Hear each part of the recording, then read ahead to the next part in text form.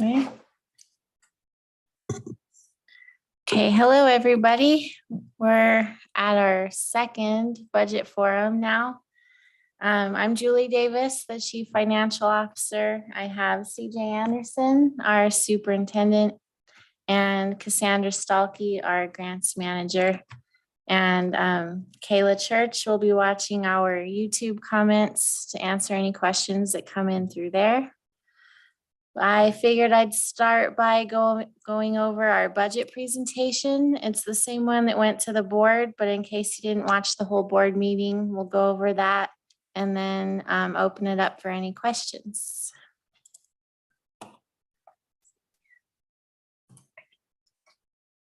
Okay.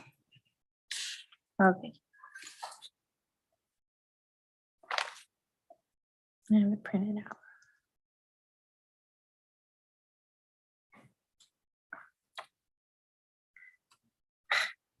That's not working. Okay, and we can go to the next one. The first slide goes over our budget process. So we're in between the first two boxes. We've submitted our tentative budget by April 15th to the board, and that's been made public. So now we're at the budget forum, and then our next step will be by end of May to have a final budget for 2024. Our fiscal year ends in July 1. Our fiscal year ends June 30, so 24 will start July 1. And then we'll have our audit. And then in December, we'll have an augmented budget. And that will reflect the finalized audited ending fund balances from 23 rolling into 24. And then by June 30, we'll have another budget augment to kind of reflect and reallocate based on actual. So the total fund balance for the June 30 augment cannot change. That's just moving, oh, I needed more in supplies and less in wages and stuff like that. So we're still on at the beginning for 24. And then next month we'll have an augment for 23. Oops, I went one too far. Thank you. So this is a 5-year comparison for the general fund revenues and expenditures. From 2018 to 2024, estimated revenues increased 16% and expenditures increased 29%.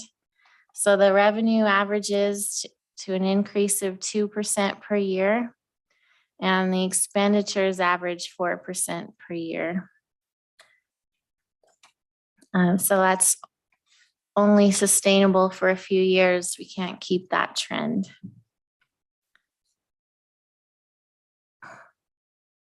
Expenditures have been higher than revenues since FY22.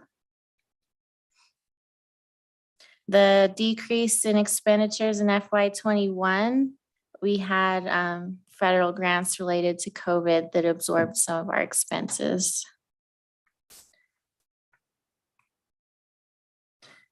In 23, we had a purchase for Chromebooks to maintain the 1-to-1 ratio.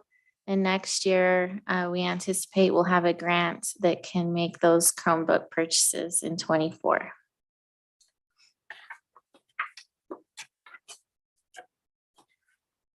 And this is the fund balance from 2018 to projected FY24.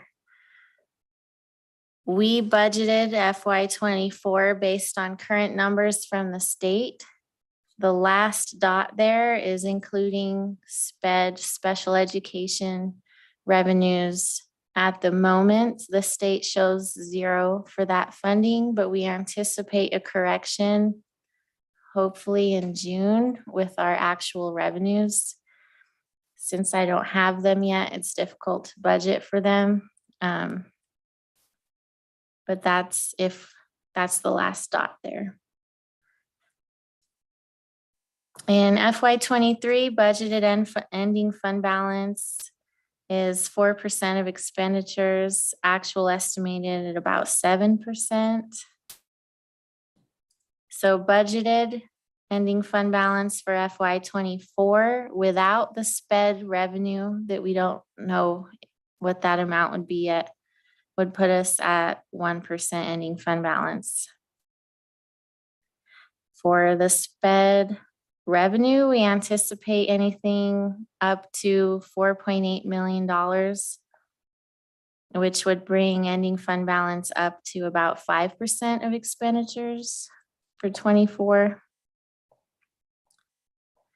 One note to make is that FY '21 ending fund balance reflects about $4.1 million in net proceeds of mines revenues. Those were swept by the state early FY '22. So the 21 number is a little bit inflated.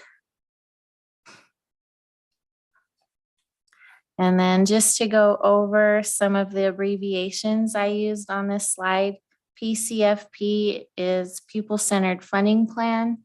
That is how we're funded through the state. And that replaced the Nevada Plan Distributive School Account, or DSA, starting in FY '22.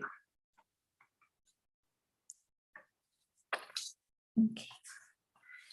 The next slide is the revenue comparison for the general fund back to 2018. So reported FY '22 revenues as 1% lower than FY '18. One thing we changed, that's what we had reported before an adjustment requested by the state. So we had recorded food service revenue in the food service fund and sped revenue in the special education fund. The state has requested that those be recorded in the general fund and transferred to special education and food service. So that'll be the discrepancy when you compare this chart to the prior presentation done a few months ago. So we anticipate an 8% increase from 2024. However, that's including sped and food service, which the prior years, those were in its own funds. And then I'm done with that one because we summarize it in the next slide anyway. Okay, so this summarizes kind of this big packet of the whole budget. So we break out assessed valuation and net proceeds of mines as required by Department of Taxation. Those assessed taxes go directly to the state. So those estimated values I obtained from the state and the county. Classroom enrollment, we project about the same level enrollment. And then this weighted enrollment, the 9,617, ties to what is funded through the pupil-centered funding plan. So pre-K is not funded, that's backed out. And we budgeted an increase of 60 FTEs. And a lot of that is, that's about the number of long-term subs covering vacant positions at the moment.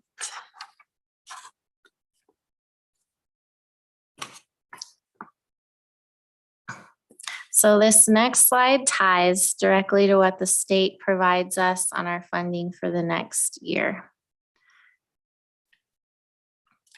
The base per pupil funding is 10.6 million. The average per enrollment per student is 9,617. No.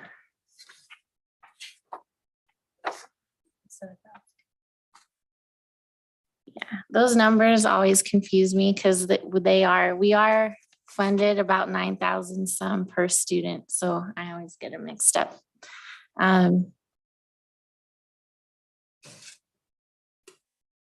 Okay. They put 4 decimals, sorry, that threw me off. So we get 10,625 per student, and we have 9,617 students for $102 million in base funding. At risk, about 1.6 million, English learner 2.9, gifted and talented about 100,000.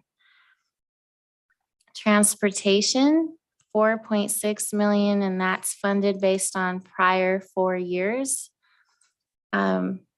So since there weren't bus purchases in those prior 4 years, we won't get funded for buses at least the next 2 years.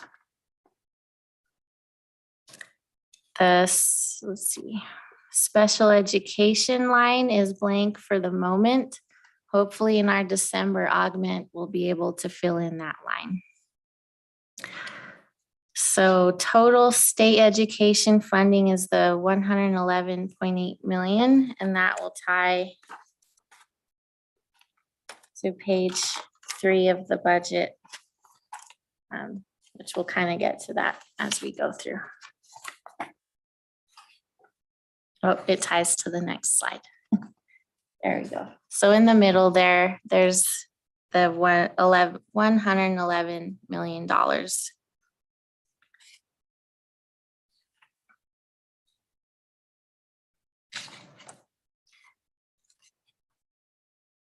I feel like we already went over most of the revenue. So if there's any questions on this slide? No questions? No? Okay.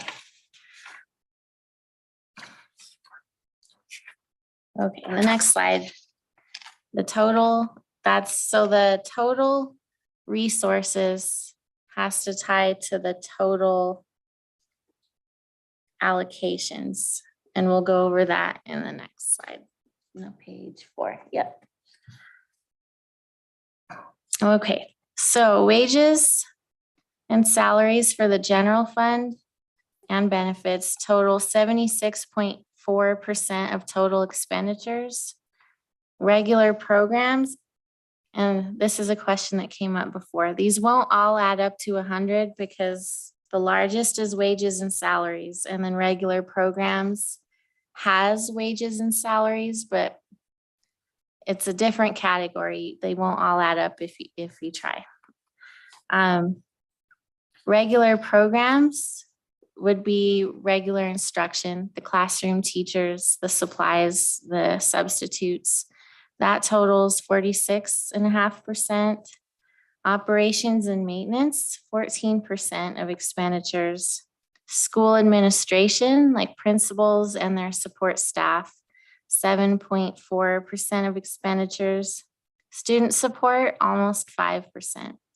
Transportation, about 6%. We've seen an increase in that department just with the cost of fuel. And some of our buses are getting old and it's getting harder to find replacement parts. Central services totals 3.5% of expenditures. Other than health insurance, the second largest fund after the general fund is special education, which totals about $13.5 million in expenditures. And then I just wanted to point out that the federal grants fund and E-rate fund, those are still in progress, as it's still kind of early to tell you the allocations of all those and how much they'll be. So we haven't been awarded the grants for next year yet.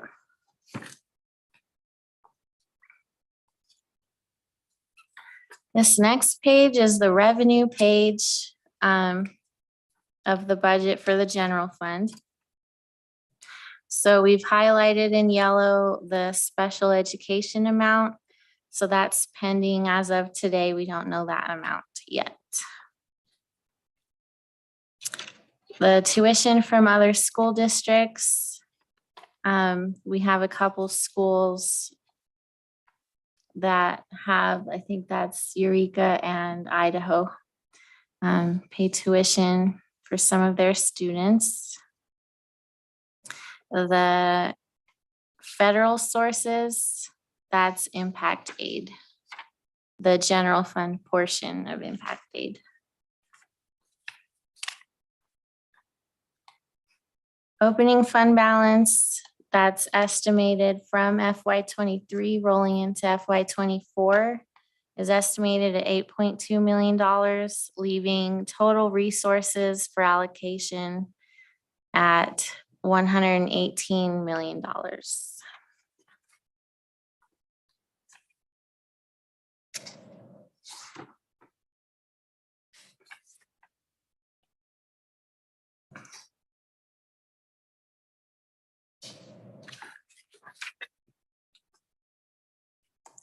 Print my expense page. Okay. Capital improvement is our pay-as-you-go fund. So this budget is still tentative because the capital improvement plan isn't due until August. So we'll have more information on what makes up those expenditures after we finalize our 5-year capital improvement plan. So total ending fund balance estimated at the end of FY23 is almost 15 million. And then budgeted at the end of FY24 is 8.7 million. There's no longer revenues going into that account as of July 1 of this year. And we want to budget just a little bit high in case, let's say, something big comes up and needs replaced. We want to have the budget in that for the unexpected items that come up to avoid a budget violation.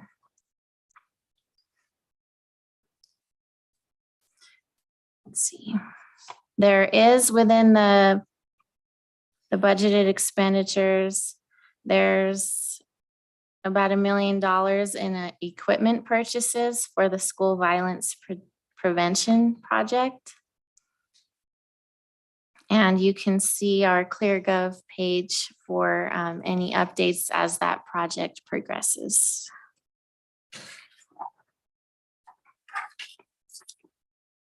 And then this was the slide letting everybody know about today. So, that was kind of quick, and it's a big budget.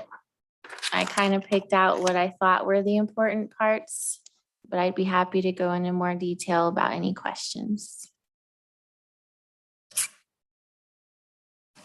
Anything submit online? No? Okay.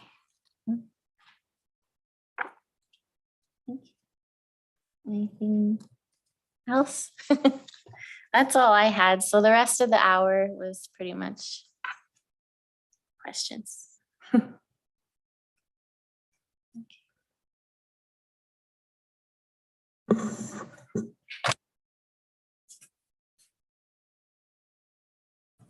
So I'm going to ask a question just for, I know the answer, but I would like you to help explain it a little bit. So when we do these budgets, similar to how you said with the capital improvement fund, like we always want to plan for, what potentially the most amount of expenditure we'd have to endure is. And so in the case of when we talk about salaries and wages, we plan financially to be able to fill all of our positions for teachers and vacancies and things like that. And so, but should we continue in the same pattern where we do not fill everything 100% with teacher positions, et cetera, then, if those are just not filled at all, or if they're filled by substitute positions, that sort of thing, that I hate to use the word savings there because you're kind of at a loss a little bit because you don't have, the qualified teachers in the classroom, but that does represent an expenditure that wouldn't necessarily reach the limit of what we would plan for. Is that correct? And that's just an example with salaries. The same would go for other things. Yeah, so at the end of the fiscal year after audit and everything, each line like for the example up there, other salaries.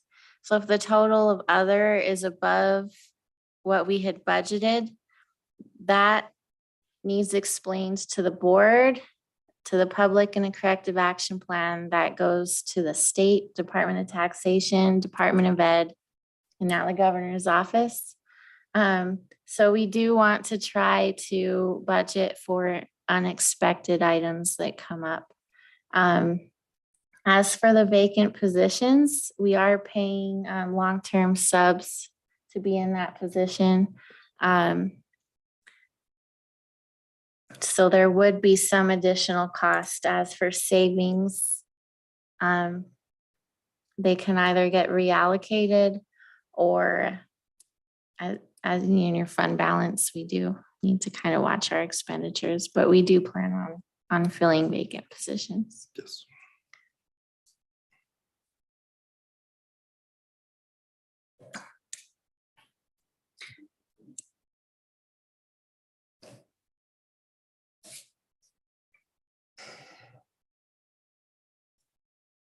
Anything else to go?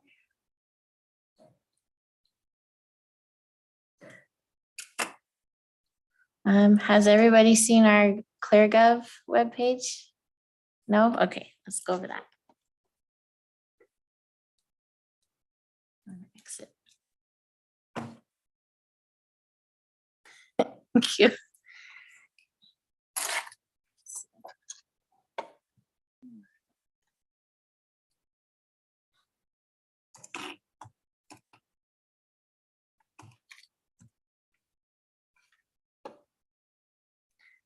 So if you go to our main site and then the finance department, we have a link to our transparency data center. And big notice about today.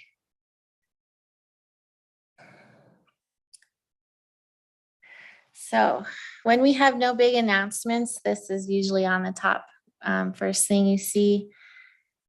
We have 26 schools, including 4 rural schools, spread across over 17,000 square miles, making it the second largest school district by geographic size in the 48 states.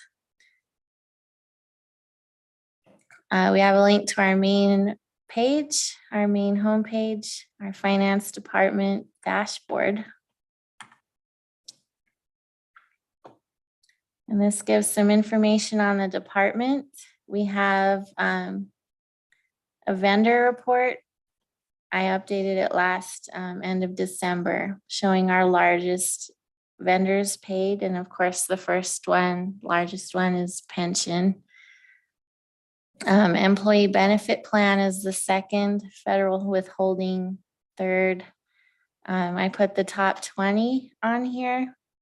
And then the full vendor list is available for download down here.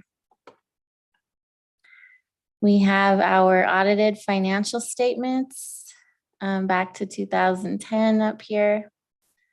Budget process. Budgets back to 2021 are available for download, as well as the budget presentations. Capital improvement plan back to 2021. Our indebtedness report, those are due every year, even if we don't have any debt. So at the moment, we don't have any capital leases or bonds or anything, but they're still going to be posted and reported every year. And then we have our ESSER information. And across the site, you'll see where you can submit questions or comments that we receive and can answer. Going back to our main page, we have a link to board docs for live and recorded board meetings, our YouTube channel. So we have Nevada's report card linked here as well. You can see test scores, demographics.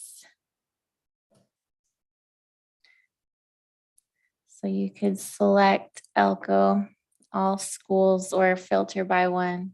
And there's a whole bunch of information that the state has uploaded. Class sizes and test scores.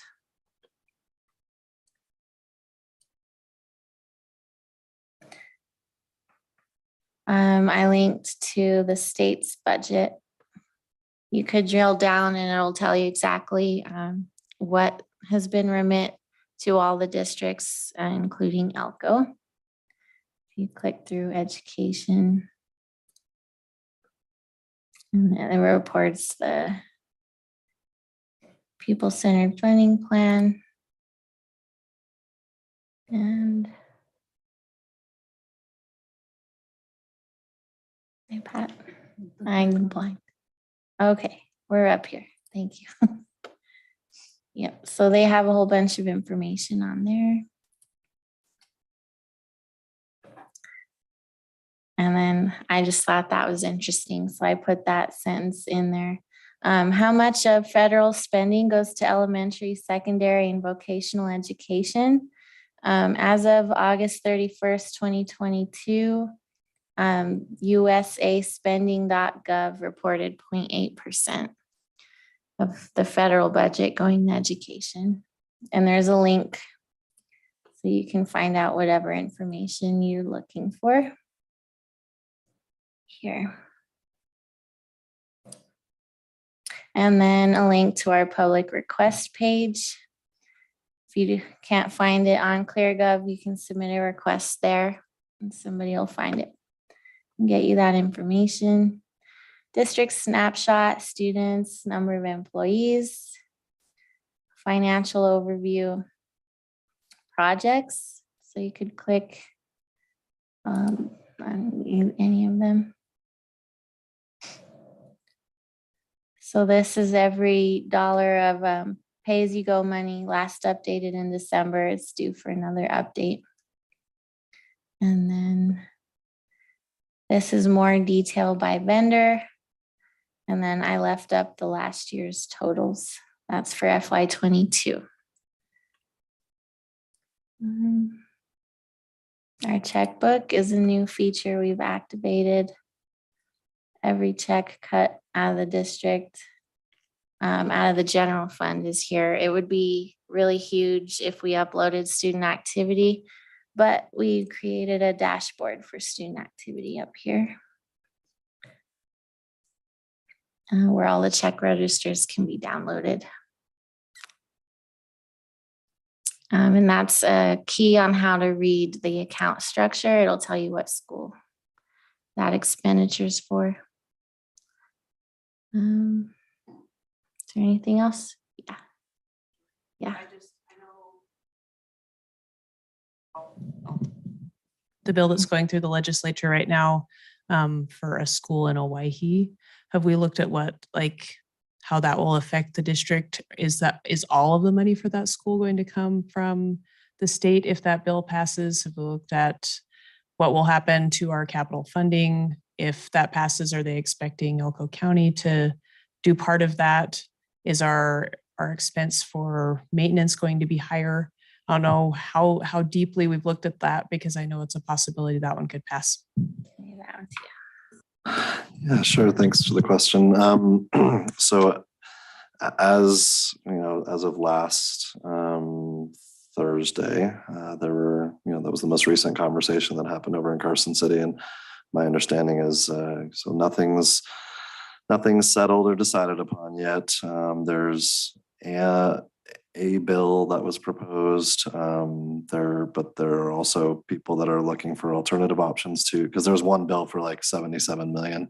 But then there are other people that are trying to maybe piece together some money from such and such fund or entity at the government level, and so they're looking for ways maybe to put that together. I think there are enough interested parties that are, it's not just like Owyhee out there yelling for help and just hoping things happen. Like they have advocacy groups, they have legislators, they have other people that are trying to help them out. But to answer your first question, would we have a financial responsibility in that chunk of money that has not been part of the conversation. I think they're looking to, so the tribal council themselves have dedicated some dollars that they have. And then I mentioned some other entities, and then last I heard that our 3 senators are also seeking some federal funds to help do some of their part there as well. So we would be responsible for let's say in the scenario that gets approved in some form or fashion for whatever number of dollars, those would get transmitted to the school district, and we would be responsible for the flow of that money and how it would go to the construction. But yeah, we would probably do something along the lines of, a separate account specifically for that project, and just make sure it doesn't get mixed in with other funds. And then as far as the maintenance cost goes, Julie could probably explain this a little better, but basically it's formulaic how we determine how much an individual site gets for maintenance, based on age of building, based on square footage, based on how they've utilized their budget for maintenance costs in previous years. And so that would be that would just be determined formulaically, just like we do for all other campuses, depending on what those factors are for it. And my understanding is that it could be a multi-phase project, so that number could change in consecutive years, just depending on how big the building is and where they are in what phase of that project. But yeah, I think, did I miss anything in that, or is that?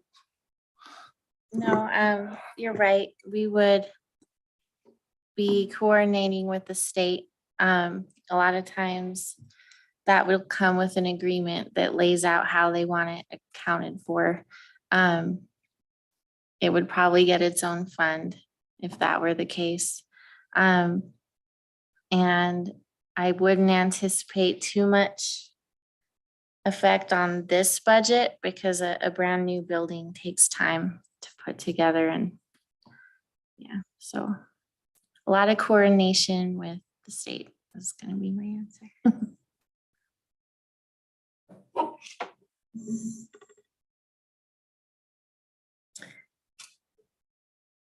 Yeah. My name is. You remember me. I was, thank you. I was selected to be on the new committee that Mr. Anderson is putting together. And I just wondered if you had like a tentative date of when this might happen, when other people might be signed up for it, or. Yeah, sure. So that's, hi Beth, welcome. Thanks for coming. That committee she's referring to is our capital improvement committee.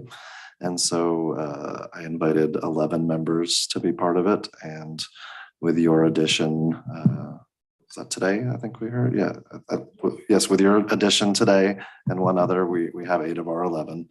So I'm going to give a few more days to the other 3 that we've invited, so that they have a seat at the table. And so I anticipate by the end of this week having a date, and I would I'm probably looking at it in a couple of weeks, that sort of thing, so we can get talking about it.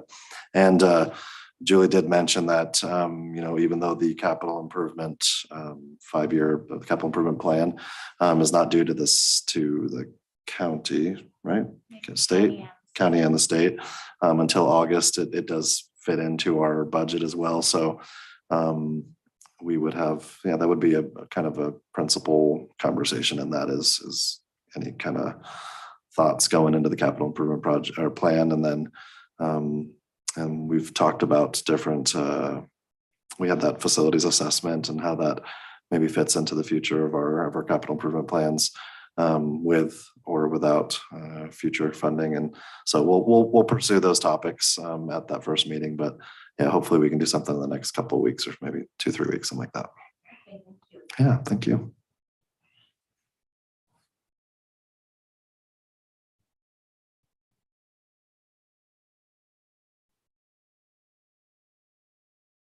No questions in email either. Not sure what else to go over. There's a whole lot in ClearGov.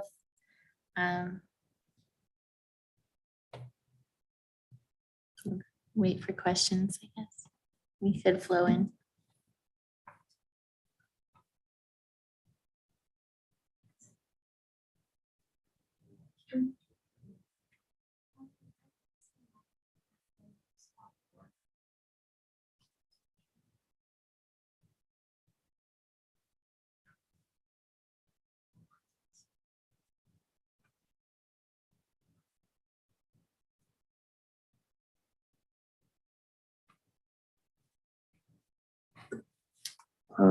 Cassie, I was gonna ask Cassie, as far as, so on ClearGov,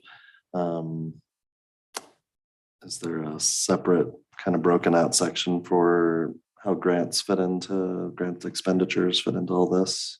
And where can those be found? Because we do get a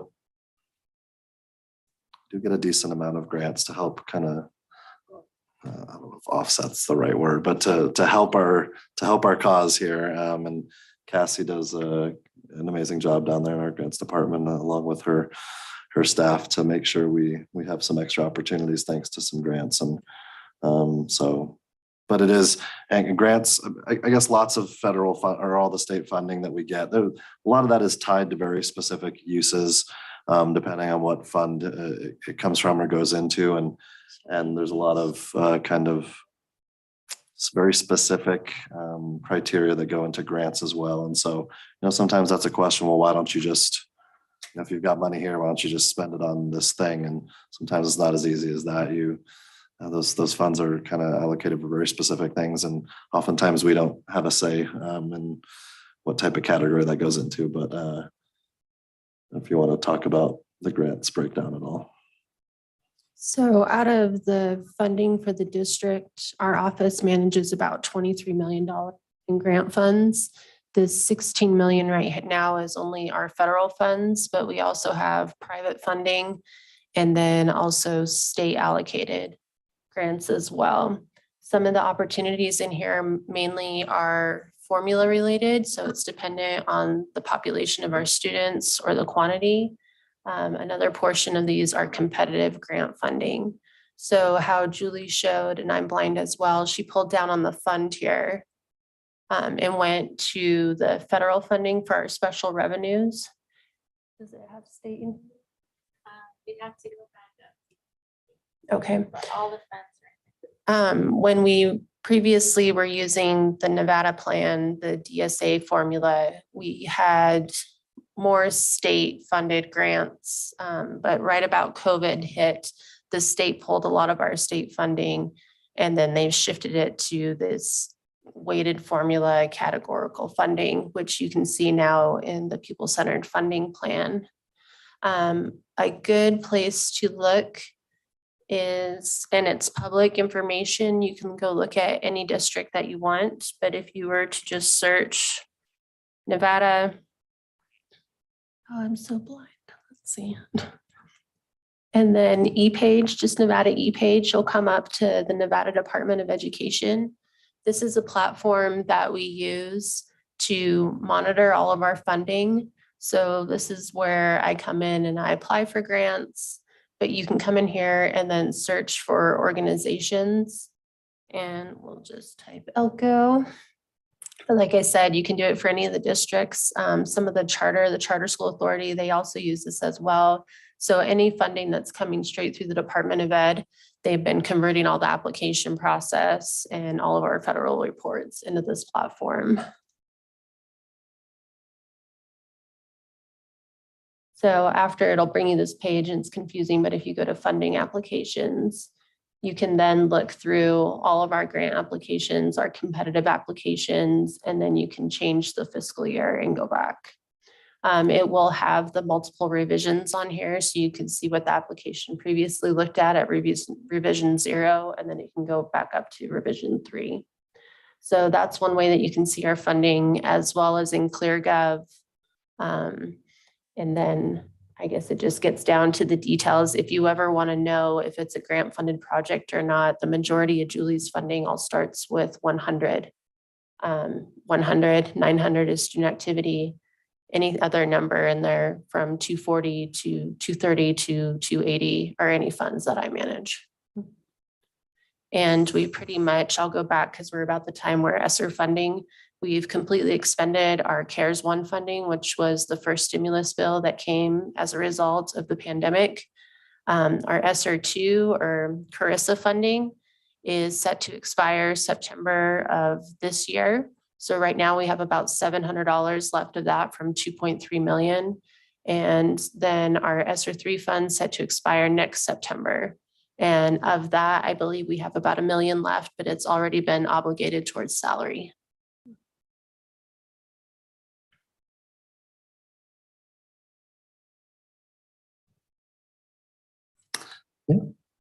Thanks.